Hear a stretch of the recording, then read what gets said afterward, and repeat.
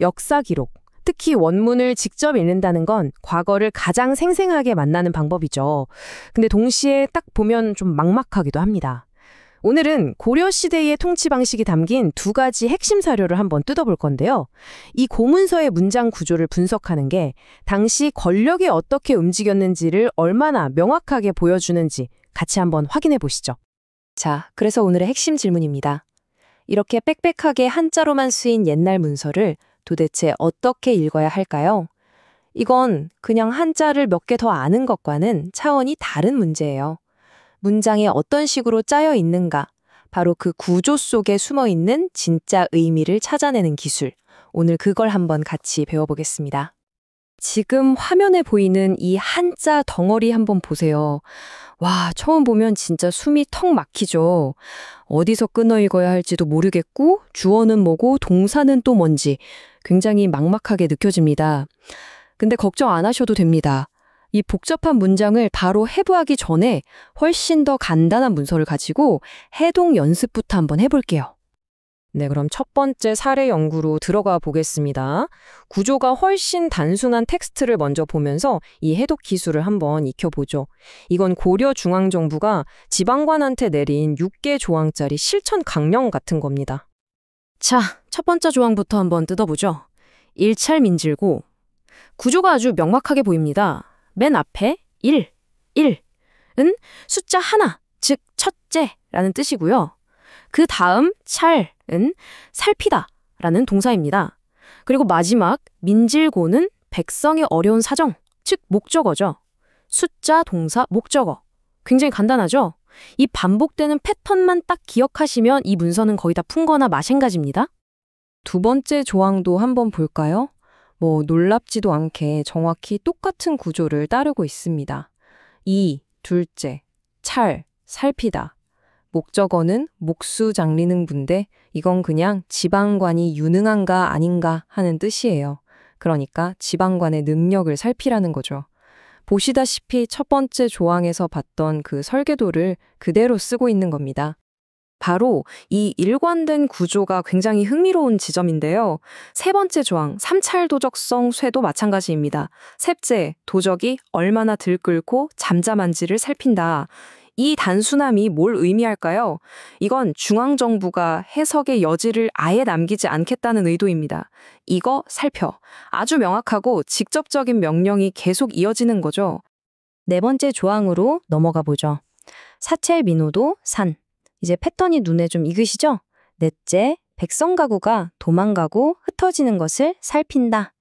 세금과 노동력의 근간인 인구가 도망가는 건 국가 입장에선 정말 큰일이었거든요.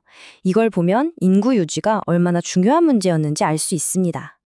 다섯 번째 조항은 목적어가 조금 더 복잡해졌네요. 오찰민업 효제염, 백성의 생업, 즉 경제활동하고 효제 연결 같은 유교적인 덕목까지 모두 살피라고 지시하고 있습니다. 그러니까 국가가 백성들의 경제적인 안정뿐만 아니라 도덕적인 생활까지 직접 감독 대상으로 삼았다는 걸 알 수 있는 거죠. 자, 이제 첫 번째 문서의 마지막 조항입니다. 육찰리 전전곡산실. 이건 향리, 그러니까 지방 실무자들이 돈이나 국식을 빼돌리는지, 즉 재정 비리를 감찰하라는 명령이죠. 자, 이렇게 6개 조항을 다 살펴봤습니다. 이 반복적인 구조가 보여주는 통치 방식이 뭘까요? 바로 위에서 아래로 그냥 내려 찍는 목록 기반의 아주 직접적이고 명료한 통제 방식이라는 겁니다.